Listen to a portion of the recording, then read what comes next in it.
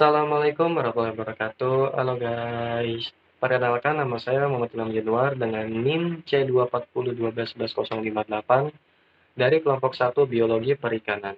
Pada kesempatan kali ini saya akan membahas mengenai reproduksi. Reproduksi itu apa? Reproduksi adalah kemampuan individu dari suatu populasi atau makhluk hidup yang bertujuan untuk memperbanyak keturunan. Nah, di dalam reproduksi ini kita pasti tahu dong mengenai TKG. Nah, TKG itu apa? TKG adalah tingkat kematangan gonad, yaitu adalah tahap tertentu perkembangan gonad sebelum atau sesudah ikan memijah menurut Effendi tahun 1979.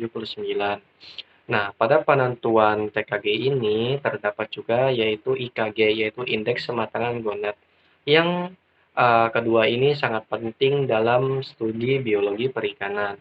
Nah, informasi ini kenapa penting? Karena berguna untuk mengetahui perkembangan antara gonad yang masak dengan stok yang ada pada perairan, kemudian pada ukuran pemijahan dan musim pemijahan.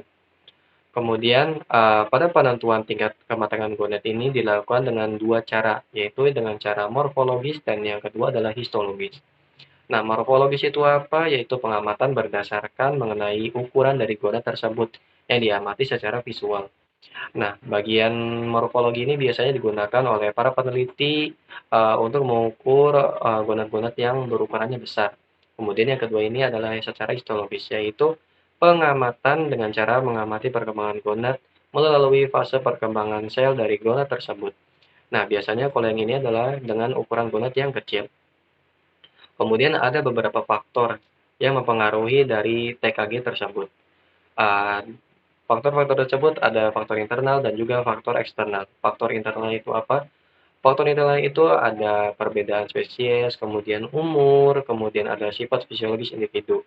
Untuk faktor luarnya yaitu ada arus, ada makanan, kualitas perairan, kemudian ada suhu juga. Nah, IKG ini atau indeks kematangan lunak atau GSI itu biasa bernilai dalam persen yang sebagai hasil perbandingan berat gonad dengan berat tubuh ikan. Pada praktikum kali ini kita menggunakan alat dan bahan seperti mikroskop, timbangan digital, kemudian ada kain lap atau tisu, kemudian ada kamera digital untuk mendokumentasi, kemudian ada cawan Petri, kemudian ada kertas label dan spidol berwarna hitam, kemudian ada botol sampel, kemudian ada counter untuk menghitung jumlah-jumlah telur dan juga ada trash bag dan alat bedah. Lalu kemudian ada formalin 10% dan ikan segar tentu saja. Kemudian pada analisis data yang kita cari itu adalah IKG, yaitu perbandingan dari berat gonad terhadap tubuh ikan. Kemudian ada SR. SR itu apa? Yaitu sex ratio. Itu bagian dari jantan atau betina dalam populasi dari proporsi berdasarkan jenis ikan yang diamati dikarenakan adanya perbedaan tingkah laku seks pada kondisi lingkungan tersebut. Oke, selanjutnya kita lanjut ke tahap fekunditas. Nah, fekunditas itu apa? Fekunditas adalah jumlah telur yang masak sebelum dikeluarkan pada saat ikan yang akan memijah, yang disebut juga dengan fekunditas mutlak.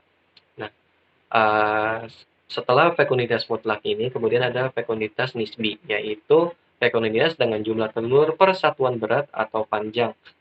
Dan ini berdasarkan jurnal dalam Nikolsky dalam Effendi 1979. Nah, kemudian ada juga yang ketiga yaitu fekunditas total, yaitu fekunditas yang total keseluruhannya itu dihasilkan oleh ikan itu sendiri selama hidupnya mulai dari produksi pertamanya hingga pada tahap terakhir.